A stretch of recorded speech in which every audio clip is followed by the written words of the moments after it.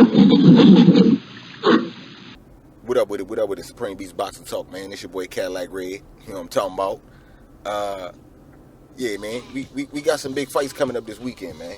You know what I'm saying? Some big fights. Well, one foreign and one domestic, you could say. So we'll start off with the foreign one first. Daniel Dubois. You know what I'm saying? Daniel Dynamite Dubois. W.E.B. Dubois. Great grandson. He fighting Joe Joyce. You know what I'm saying? Mr. Mummy Man himself. I think this is going to definitely be fireworks, in my personal opinion. I got Joe Joyce being real stout. He's shown that with his style, which is his own unique slow style, but with his slow man style, he's able to get rid of the opponents that they put in front of him.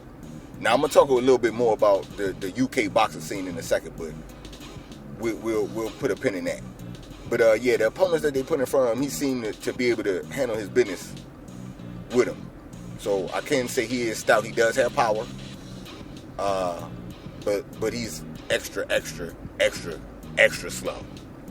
So I don't know if he's gonna be able to deal with Daniel. Okay, so we'll break down Daniel. Daniel Dubois also. Whoever they put in front of him, he's been able to handle. I believe he's 15-0.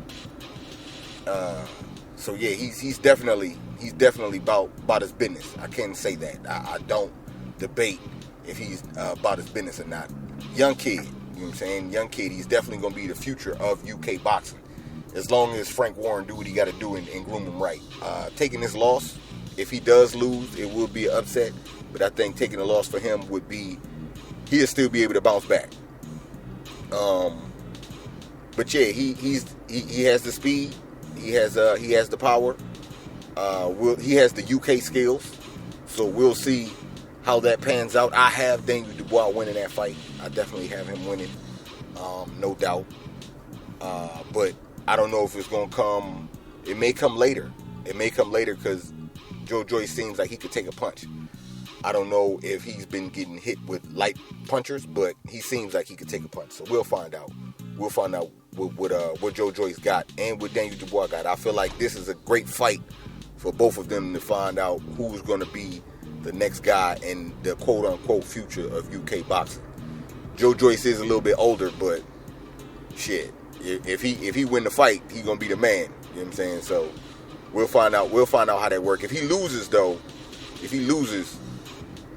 he's gonna be. I think it's gonna hurt him a little bit more because he is older. He's not deep as far as fights. If I'm not mistaken, he like 11-0, so he's not that deep. So I think he could fuck around and become Dillian White over there with Queensberry. No bullshit with a loss. But yeah, so now I jump into the UK boxing scene, man. The UK boxing scene is some bullshit. Like. It's questions that I have with them.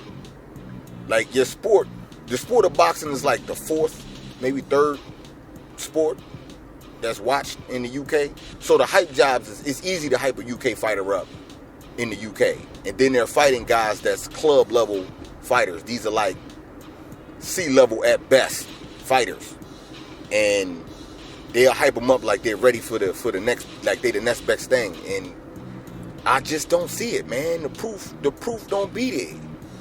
And that's the issue, man. Once they come across the pond and they come to America, then everything changes. I don't know if it's the lights being brighter than what it is over there, or if it's more people than what it is over there. It can't be that, because they say, you know what I'm saying, Wembley hold 1 million gazillion people. So, you know what I'm saying? I don't know what it is, but I know that they have a lot of issues once it come to fighting real fights. So, I mean, I don't know, that whole little bite, you got to take them with a grain of salt when they say somebody good and when somebody not good. Like, last weekend, Conor Benn just fought. Conor Benn fought for Mella, and after the fight, he talking about he won another domestic fight. But he extra hyped up. I just don't understand. It's shit like that happens in every weight class with them UK dudes, man.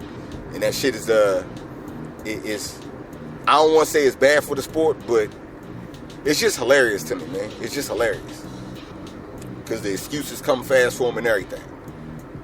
But yeah, we'll get off that. But we'll stay on somewhat of the UK boxing scene with Eddie Hearn's bitch ass. Yeah, Daniel Jacobs fighting. He on Friday Night Fights. He's on. Shout out to the big cousin Junior the Truth. You know what I'm saying? He say he fighting on JV night. And I think it's crazy that you go from fighting Canelo to fighting Chavez Jr. and that bullshit, and now you on JV night. You know what I'm saying? If I'm not mistaken, I think Chavez Jr. might have been on JV night too. You went from Canelo to just Friday night fights, period. To me, Daniel Jacobs is a disgrace. He had a coach that brought him to the top and then got rid of him. Just like that, as soon as the money came. And it's not like it's big money because Eddie Hearn don't know what the fuck he doing out there. You know what I'm saying? So it's not like he getting big bread. I mean, he getting them M's if you let him tell it. But if you're not breaking it off with your people, then what's the point of doing it? You know what I'm saying? What's the point of having of grinding and getting there with him if you're not going, you know what I'm saying, break bread with him once you make it. So I think that was gonna be one of his biggest downfalls as far as his career. Getting rid of Rozier. But he's fighting Gabe Rosado. I don't know how Gabe Rosado still has a job, man. He need to have his brain checked, man. After 12 losses, I'm pretty sure, you know what I'm saying, like you in the double-digit losses, you still getting big names or somewhat of big names, big paydays. I don't understand how that works in the sport. I really don't. I don't understand that. Because if he didn't have the proper skin tone, then he would be a nobody. So, I don't know, man. I already know I got, of course, Daniel Jacobs winning. But we'll find out. We'll find out what Daniel Jacobs is made of. You know what I'm saying? As far as what he gonna do with his career without his coach and with a promoter that gives two fucks about him. You know what I'm saying? Because you know Eddie Hearn don't give a fuck about black fighters, man. You know what I'm saying? Eddie Hearn does not care about black fighters. You know what I'm saying? Unless your name AJ, and he barely give a fuck about AJ. For real. Eddie Hearn give a fuck about Eddie Hearn, and that's he's half of the reason. He's half of the issue with the UK boxing scene. All that hype job shit. You know what I'm saying? Like, I don't know, man. I don't see how you sign with that type of shit. That's the crazy part to me. Like, how can you be Daniel Jacobs and sign with Eddie Hearn in the zone knowing he ain't got no black fight or a big fight? Only fights. Hey, he can't even win a purse bid. The man can't win a purse bid and you sign and you with that. That's who you riding with. Like, that's why people look at you crazy. Cause of who you with, the type of shit you do and who you with makes no fucking sense to me, man. No sense at all. You know what I'm saying? Like, I feel I say the same shit when it come to Black Jesus. I say the same shit when it come to Tevin Farmer and Dudu Andre. Like, yo, this dude's supposed to be he's supposed to be the best promoter. He's supposed to be setting up big fights, and the fights aren't coming into fruition. I think Tevin lost to Jojo Diaz. If I'm not mistaken, Jojo Diaz is not even doing a rematch with Tevin. How do you, as a promoter, let that happen to your fighter? Dudu was supposed to fight on this card with Daniel Jacobs. Dudu's opponent then fucked around and got it. They got the Rona. You know what I'm saying? Dusty Hernandez got the Rona. He was going to upset Dudu too. We're going to talk about, you know what I'm saying? I'm not going to get too deep into that because I'll save it for KG. Me and KG on sparring sessions. But yeah, he caught the Rona. So now that fight not happening. What big fight does this dude make? Like, I'm not understanding. That Andy Ruiz fight was an upset. That wasn't a big fight. That wasn't supposed to be a big fight. He was supposed to fight Gerald Miller. Gerald Miller popped dirty. And now Ruiz enters the picture and upsets. That doesn't make that a big fight. It became a big fight after the fact. Like, I don't know what big fight that he has set up. The rematch was automatically set. So it's not like he had to set anything up after that. Just pay give Ruiz a little bit more money and find a venue. Like, he's not doing big promoter work. He got big promoter talk, no doubt. But as far as big promoters work, I don't see the big fights that he's setting up. It just don't. I mean, you know what I'm saying? I don't really see it. We could look at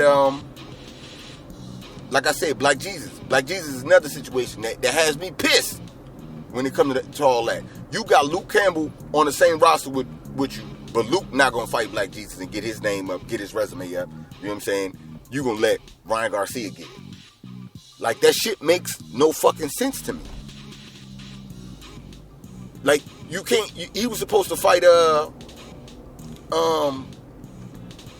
He had the fight set up with Gary Russell, and in my personal opinion, I know Eddie Hearn fucked that up.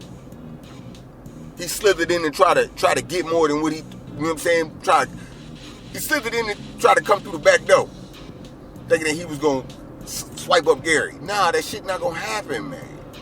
Motherfuckers got good business acumen over here. You know what I'm saying? Like, it's just the issues that he creates for these boxers is crazy to me. I don't see any other. I don't see them talk the way they talk about Devin, the commentators. I don't see them talk that way about AJ. And Devin is just as nice. I don't see it. They talk about AJ like he the man. They build him up. Because they trying to sell him. When it come to Devin, he's just like a regular fighter. Now, this is the WBC lightweight champ that we talking about here. But they talk about him on their own network like he's just a regular fighter. Like he's Gabe fucking Rosado. Like, I don't understand that. How you gonna say he not popular? You supposed to be making him popular. That's what's supposed to be going on during the fight. You're commentating for fuck the zone. Like, what are we doing here, people?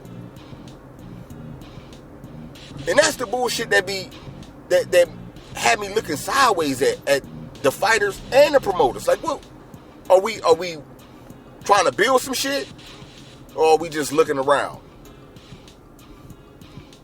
You know what I'm saying? What are we doing? What are we doing? Is you gonna turn him into a star like how you say? You gonna make him bigger than what he already is, bigger than what he making himself? Or you just gonna ride the wave? Because right now it look like you riding the wave. You know what I'm saying? The man can't get a big fight.